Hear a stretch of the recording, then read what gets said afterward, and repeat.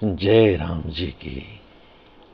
श्री वाल्मीकि रामायण अयोध्या कांड 72वां सर्ग।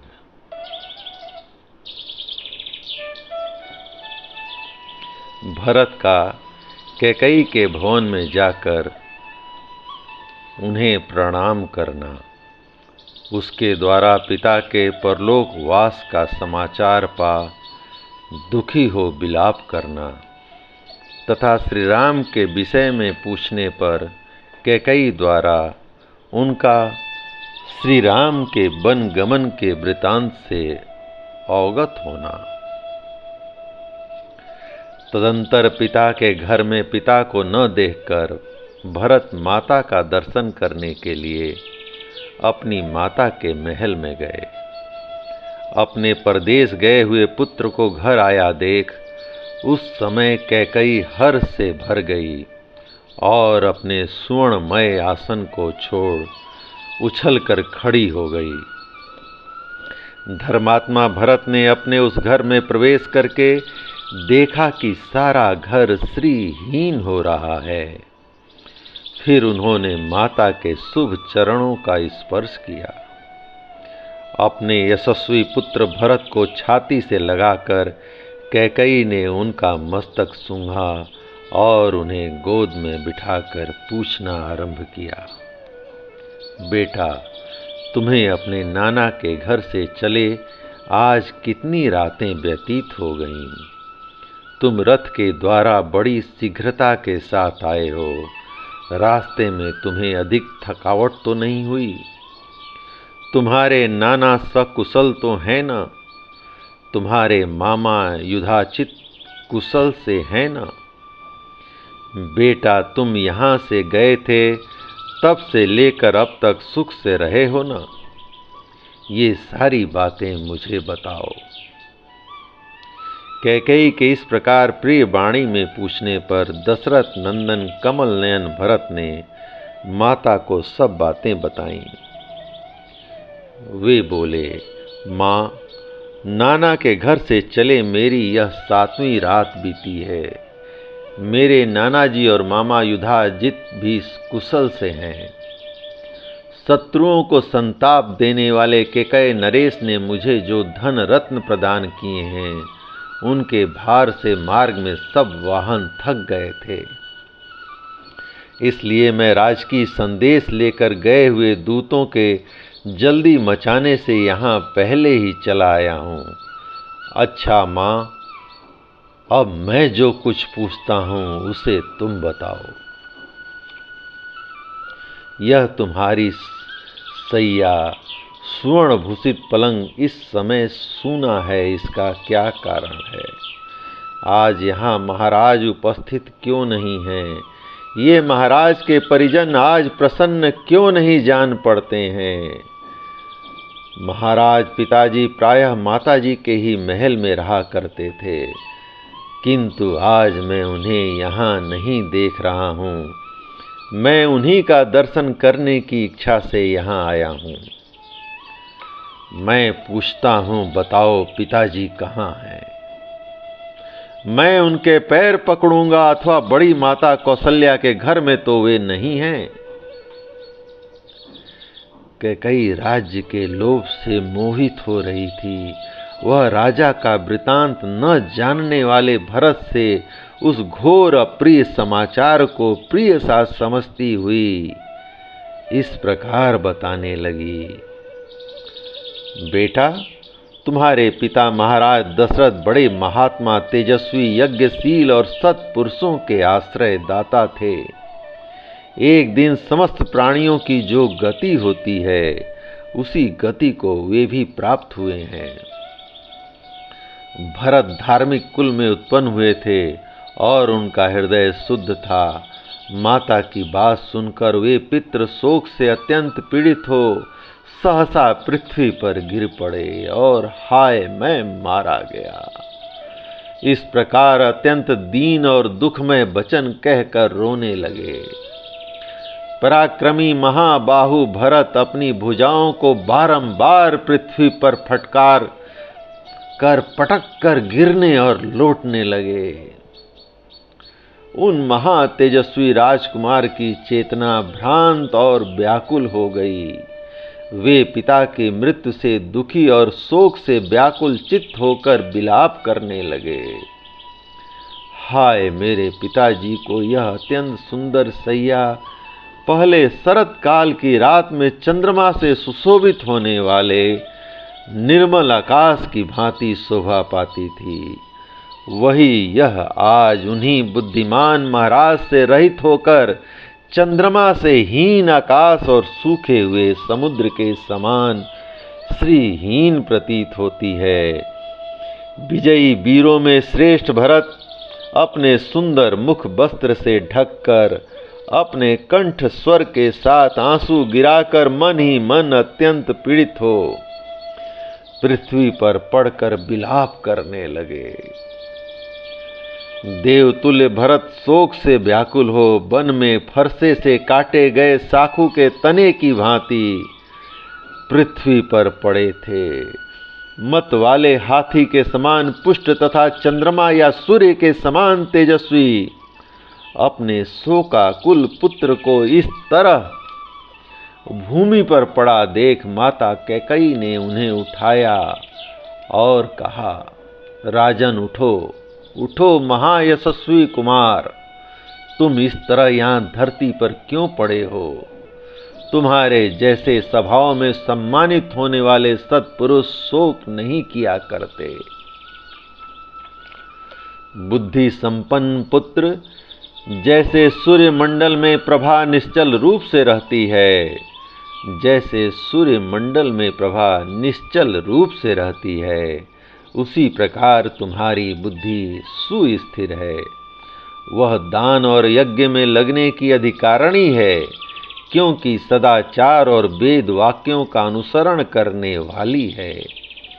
भरत पृथ्वी पर लोटते पोटते बहुत देर तक रोते रहे। तत्पश्चात अधिकाधिक शोक से व्याकुल होकर वे माता से इस प्रकार बोले, मैंने तो यह सोचा था कि महाराज श्री राम का राज्याभिषेक करेंगे और स्वयं यज्ञ का अनुष्ठान करेंगे। यही सोचकर मैंने बड़े हर्ष के साथ वहां से यात्रा की थी, किंतु यहाँ आने पर सारी बातें मेरी आशा के विपरीत हो गईं। मेरा हृदय फटा जा रहा है, क्योंकि सदा अपने प्रिय और हित में लगे रहने वाले पिताजी को मैं नहीं देख रहा हूँ। माँ, महाराज को ऐसा कौन सा रोग हो गया था जिससे वे मेरे आने के पहले ही चल बसे। श्री राम आदि सब भाई धन्य हैं जिन्होंने स्वयं उपस्थित रहकर पिताजी का अंत्येष्टि संस्कार किया। निश्चय ही मेरे पूज्य पिता यशस्वी महाराज को मेरे यहाँ आने का कुछ पता नहीं है, अन्यथा वे शीघ्र ही मेरे मस्तक को झुकाकर उसे प्यार से सूंघते। हाँ, अनायास ही महान कर्म करने वाले मेरे पिता का वह कोमल हाथ कहाँ है, जिसका स्पर्श मेरे लिए बहुत ही सुखदायक था।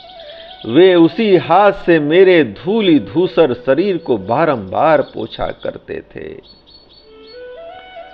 अब जो मेरे भाई, पिता और बंधु हैं तथा जिनका मैं परम प्रिय दास हूँ, अनायास ही महान पराक्रम करने वाले उन श्री रामचंद्र जी को तुम शीघ्र ही मेरे आने की सूचना दो।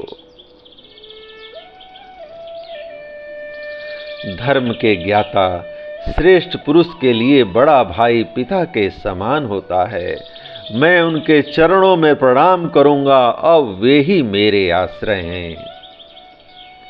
आर्य, धर्म का आचरण जिनका स्वभाव बन गया था तथा जो बड़ी दृढ़ता के साथ उत्तम व्रत का पालन करते थे, वे मेरे सत्य पराक्रमी और धर्मज्ञ पिता महाराज दशरथ अंतिम समय में क्या कह गए थे।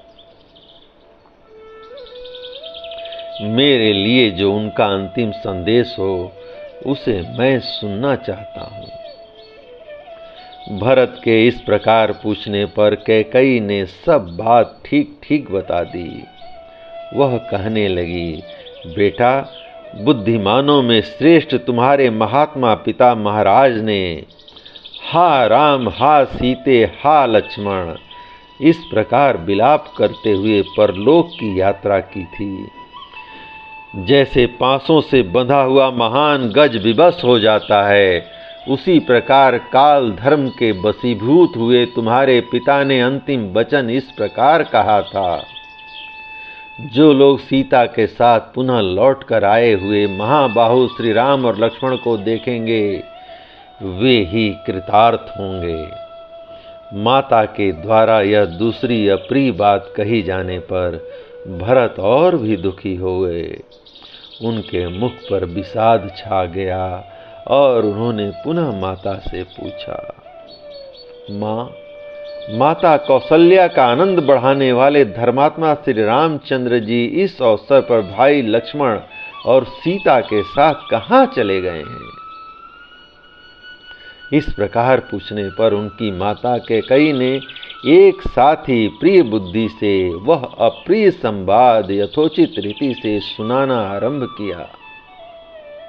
बेटा, राजकुमार श्री राम बलकल वस्त्र धारण करके सीता के साथ दंडक वन में चले गए हैं।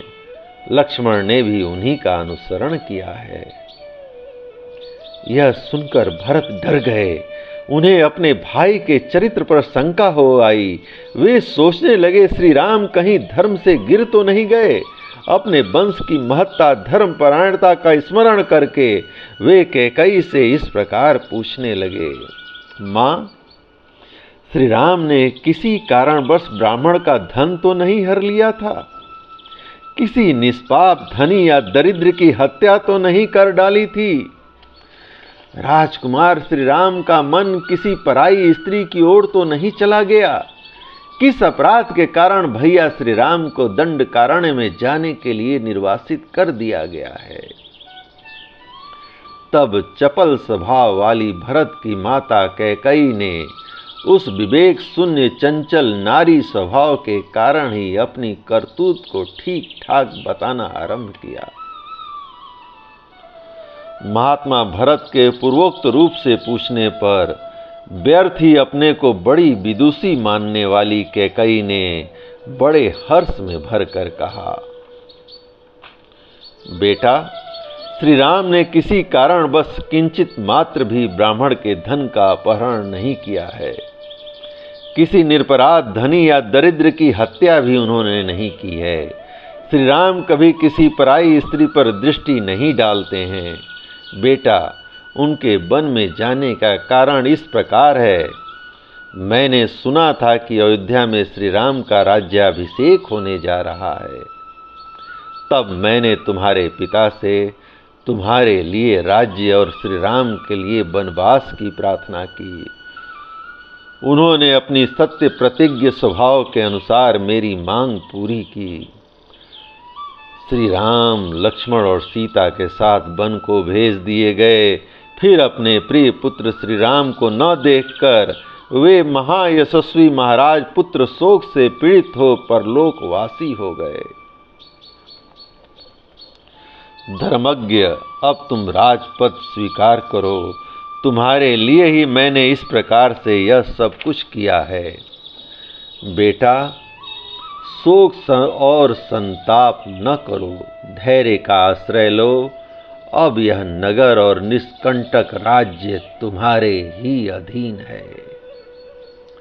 अतः बस अब विधि विधान के ज्ञाता वशिष्ठ आदि प्रमुख ब्राह्मणों के साथ तुम उदार हृदय वाले महाराज का अंत्येष्टि संस्कार करके इस पृथ्वी के राज्य पर अपना अभिषेक कराओ। जय राम जी की। इस प्रकार श्री वाल्मीकि निर्मित आर्ष रामायण आदि काव्य के अयोध्या कांड का 72वां सर्ग प्रभु श्री राम की कृपा से पूर्ण हुआ। जय राम जी की, जय राम जी की।